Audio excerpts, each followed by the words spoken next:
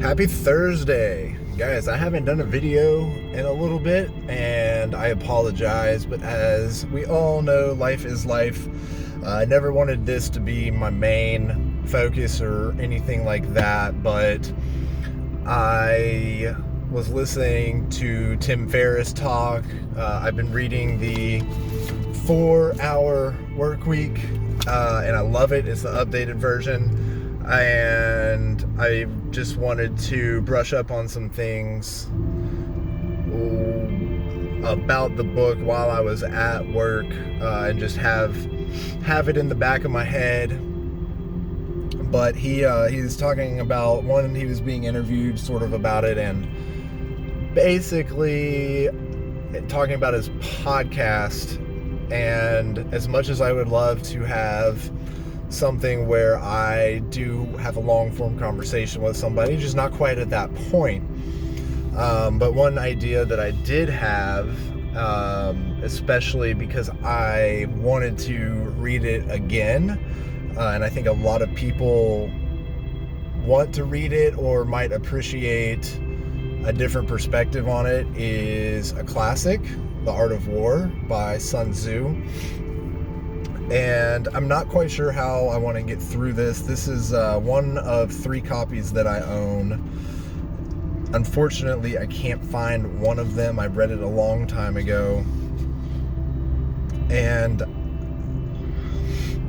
you know, looking here at the contents, we've got a various amount of things to choose from the first one being strategic assessments, doing battle, planning a siege, formation, force, emptiness and fullness, armed struggle, adaptations, maneuvering armies, terrain, 9 grounds, fire attack, on the use of spies. And I don't think I really want to go chronologically through this, but I do think that I might want to use my tabs that I have maybe to mark ones that I've done.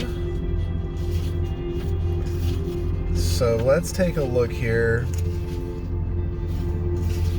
and I might do, let's see, today is April, so we could do formation. Let's do formation.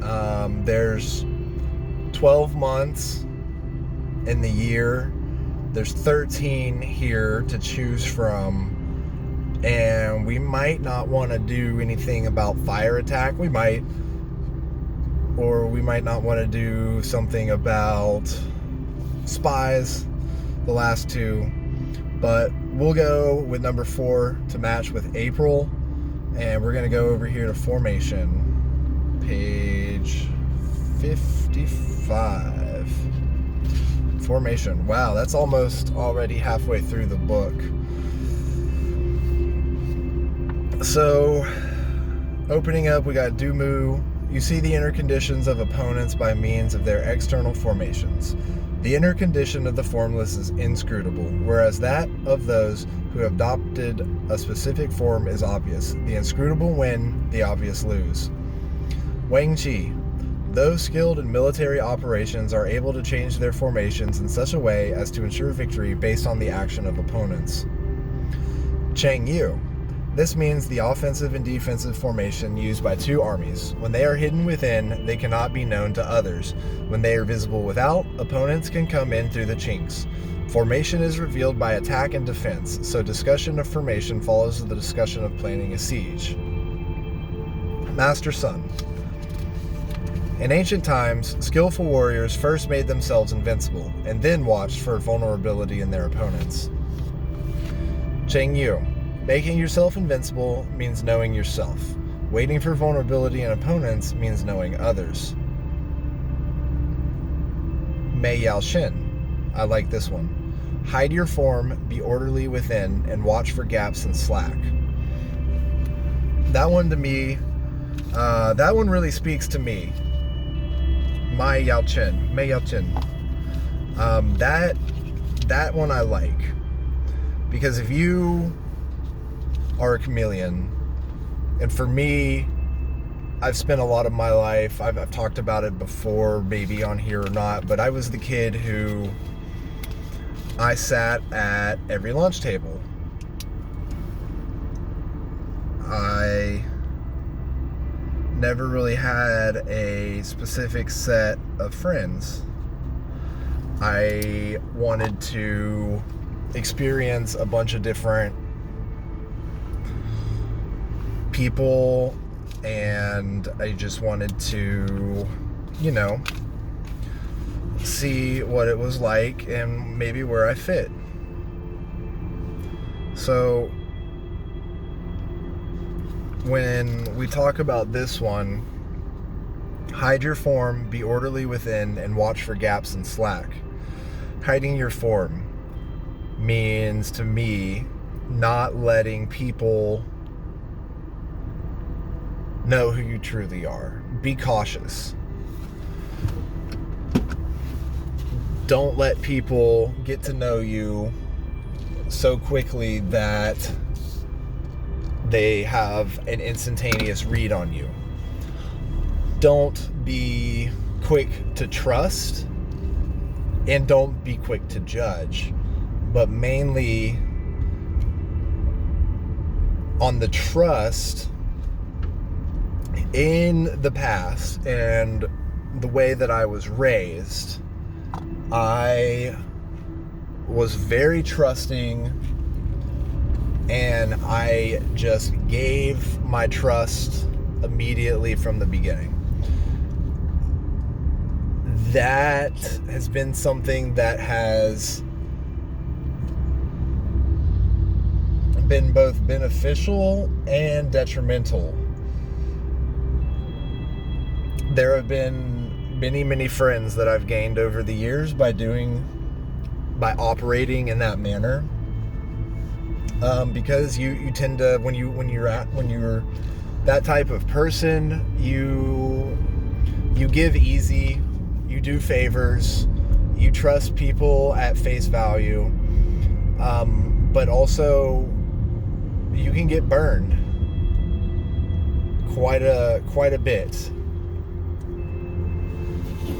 And when that happens enough times, you become guarded.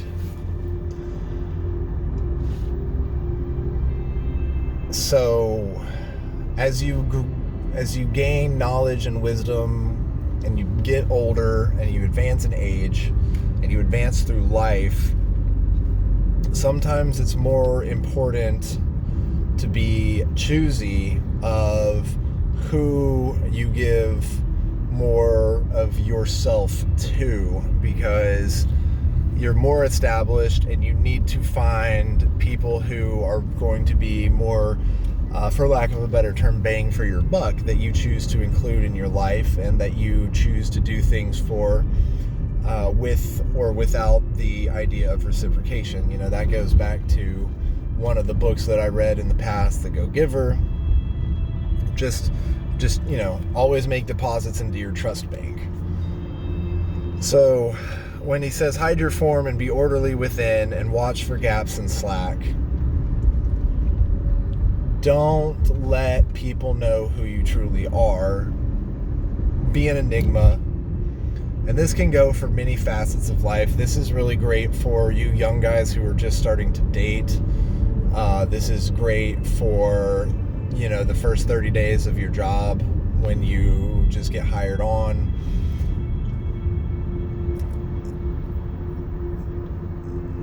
Don't just let everyone know everything from the get-go. It's worked for me in the past, but only because that situation necessitated it. If you're orderly within, if you establish habits, you wake up at a certain time, you know what you're going to have for breakfast, you know what your workout is for the day, you've established your workout routine, you have a general framework for a diet, and you're orderly, and you have a process, you won't be caught off guard. You'll be more easily able to be a chameleon. You'll be more easily able to hide your form. Because in the sense of this, I think for Art of War, in the sense of business, watching for gaps in slack, that would mean wait for the opportunity to shine. Watch for the gaps in your company that you're working for, or if you're a part of a team, this might be military right here, like sports related. If someone is slacking, help them out. Pick up the slack for them. They'll thank you later. And the chinks in the armor, if